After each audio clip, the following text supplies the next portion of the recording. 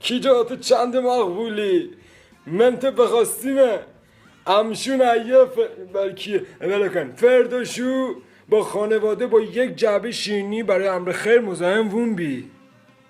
که من قصد ادامه تحصیل دارم ولی بخوام ازدواج کنم به مردی کمش بدم، مدیر عامل کارخانه، دکتری چیزی باشه. ما یک بار بریم سفرهای خارجه، آنتالیا، پاریس، اینجا.